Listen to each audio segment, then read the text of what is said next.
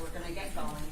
Mr. Petrokas, I believe Detective Packmeyer was on the stand yesterday, was under oath, and he remains under oath today. And you can continue, Mr. Magaro, with your direct. Go ahead.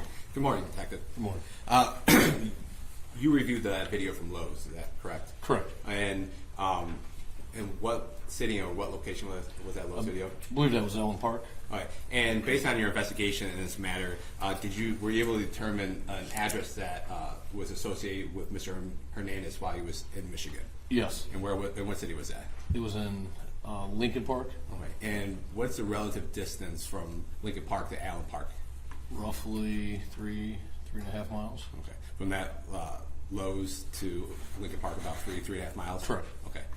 And that Lowe's video was taken in the morning of the homicide in Rochester Hills? Correct. Okay. And did you have the opportunity to interview Kelly Broad in this matter? I did. Okay. How did that come to your attention, Mr. Broad? Mr. Broad contacted our office, I think, on the 17th of October. I believe that was a date. He indicated that he has some information he wanted to talk to me about. He described Defendant Zuazo as being an employee of his and being in the video. Therefore, I went down and met with him. He based the information on ring video that he saw released to the media. And that was a video that the Sheriff's Department released to the media? Correct. Okay. And where did you meet Mr. Broad? It was at the Krispy Kreme, I believe, down south of St. Mary's cement factory. Okay. And when you met with him, it was in the parking lot? It was. Was that in your squad car or patrol car? My detective car, yes. Okay. And did you play for him those ring videos? I did. Okay. And do you recall how many times you played those videos for him? I know the one we rewound, I think, twice because he wanted to hear something that was stated in the video. And was that the video of Mr. Hernandez leaving the garage? Yes. Okay. And how did you play that video for him? On my county-issued computer laptop. So you had a laptop, and then Yes. were you sitting in the driver's seat? You were sitting I was in the passenger? driver's seat. He was in the passenger seat. Do you recall about how long this meeting lasted for? Well, we talked about Krispy Kreme a little bit, maybe a half hour tops. Okay. He had to get to work. Okay. And did you play one of the other videos where one of the defendants was on the porch? Yes. Okay. And did he identify anybody in either one of those videos? He did identify Zuazo. In the video? Yes. Okay. And did you have him write out a written statement about it? I did. Okay. And did you play the audio in the video of him leaving the garage? Yes. Okay. And also, when were you involved in the apprehension or taking in custody of Mr. Zuazo? No. No. Did you happen to see him afterwards? Yes. And did he have any type of facial hair at that time? He had very similar facial hair as he has today. Okay. Thank you. I have no further questions. All right, so then cross-exam by Zuazo. Thank you, Your Honor. Detective, my name is Michael McCarthy. I represent Joshua Zuazo. I have a few questions to ask you here this morning regarding your testimony, and if I don't make myself clear, please tell me that. Yes, sir. Thank you. So just starting where you left off on direct with the meeting you had with Kelly Broad on October 18th, I think it was. He wrote out a statement for you, correct? Correct. And he put in a quotation from the video that you watched with him, I believe you said 2 times. Correct. And you got a statement, when he wrote out that statement, you got a copy of that statement, right? Yes. And do you remember what he wrote in the quotation marks as a quotation from, purportedly, from Mr. Zuazo? I believe he quoted the "Come on, man," which was stated in the video of leaving the garage. Come on, let's go. "Come on, man," is what he told me, is what I recall. I would have to review the statement. Okay, well, let me just, I thought I had it right at my fingertips for whatever reason. Just 1 second, please.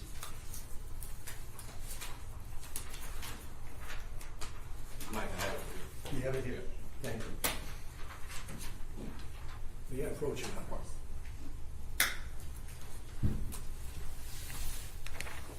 I'm handing showing you a document. I ask you first of all whether you understand or recognize it. I do. And is that in fact the statement, or at least a copy of the statement that Mr. Broad prepared for you back on the 18th day of October last year? Yes. And you see the quotations in either the second last line or the last line where it says, "Come on, let's go"? Yes. Okay. Now, you've listened to this video on a number of occasions, correct? I have.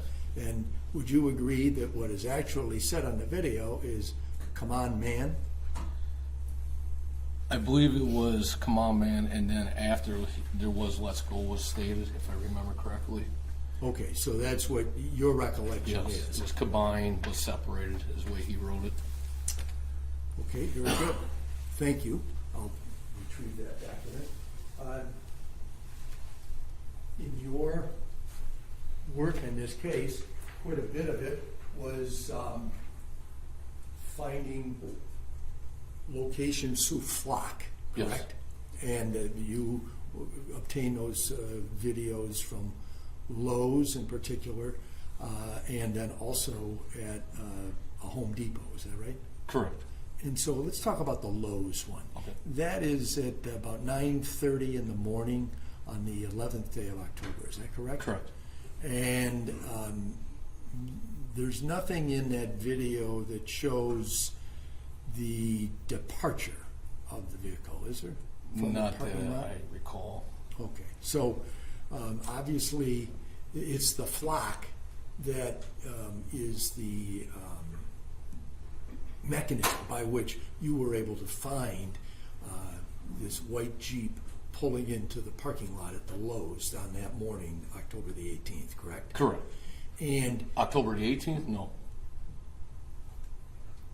what date was it? It would have been October 11th. I'm sorry, I was thinking about the statement with Mr. Broad. I am corrected. October 11th. Correct. So it's 9:30 in the morning. Your investigation makes you know that the arrival of the two people that come to the home of Mr. and Mrs. Murray is at about 11:30 in the morning. Is that correct? Correct. So this is about a 2-hour difference in time. There's no flock that shows the departure, at least of which you are aware, the departure of that white vehicle from the parking lot after the purchases were made, correct? Necessarily, they may not have had cameras exiting and entering, therefore it wouldn't capture it. Flock is not always 100% reliable of catching images either. So I can't recall to say if there's a camera leaving that it would have captured it or not. Okay. You would agree that it's not something that you had put into the materials that you submitted to the prosecutor's Correct. office.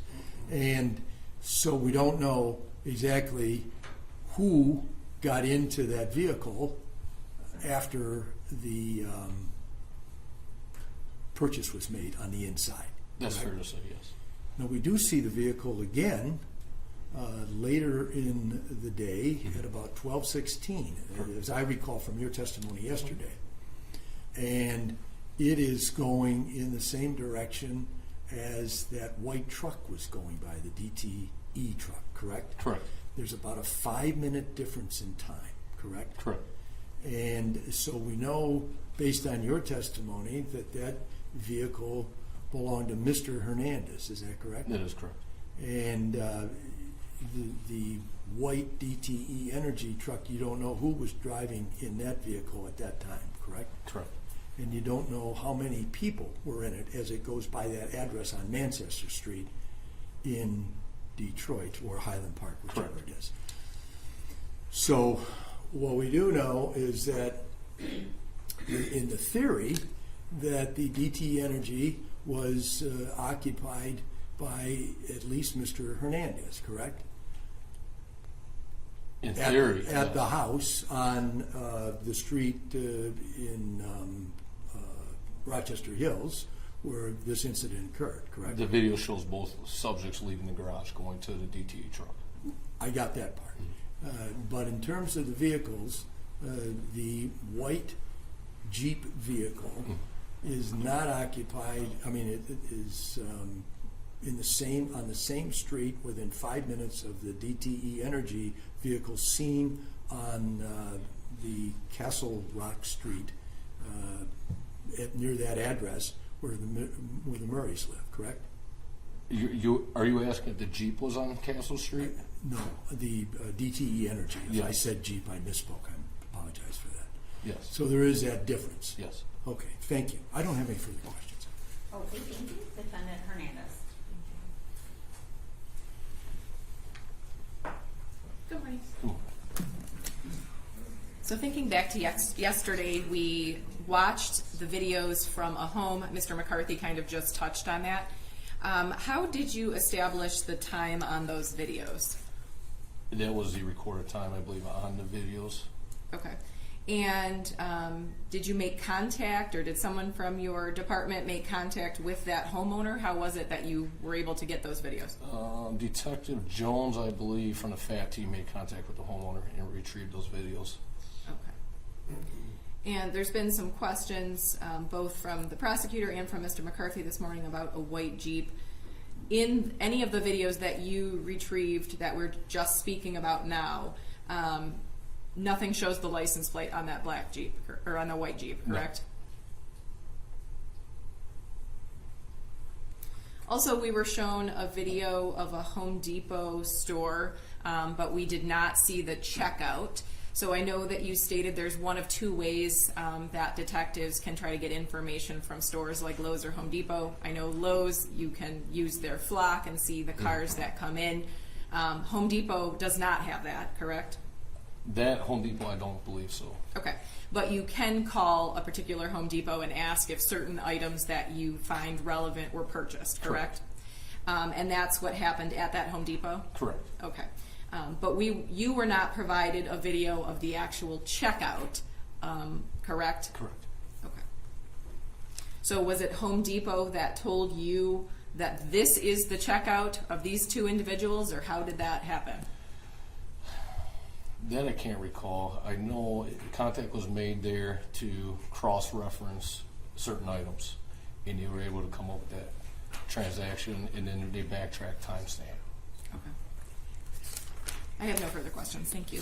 Okay, thank you. Any further redirect? Just quickly, and Detective Packmeyer, there was a question that you about regarding the license plate of that particular Jeep, and there was not a license plate. That we could see. Okay, but was there At the house going by, we could not see the plate. Okay, but when you noticed that white Jeep in that video going past the Greendale address, was there anything significant about that particular Jeep noticeable to you? Yes, there's a lot of things significant. Number one, it has the moonroof. It appears to be a limited X, which has more of a sporty package. It has ductwork vent. They may be real, they may be fake in the hood. They have a different front fascia on the front of the vehicle, a little more sleek looking. The fog lights are a little bit elongated. And the same thing in the rear of the Jeep also. The bumper is different, more sportier than the standard Grand Cherokee of that model year. Now, Detective Packmeyer, you're pretty specific there and seem pretty certain about those items. How do you know that? I'm a Jeep guy, number one, but we researched and watched over and over to link it. The wheels are the same in all those videos. All those things match up on the Jeep. And that Jeep they saw go past that 90 Greendale Avenue about an hour and a half after the homicide, was that similar to the same markings and things to that Jeep that you saw in the Lowe's flock camera? Yes. And no further question, Your Honor. Okay, all right, thank you, Detective. You may step down. Thank you, Your Honor.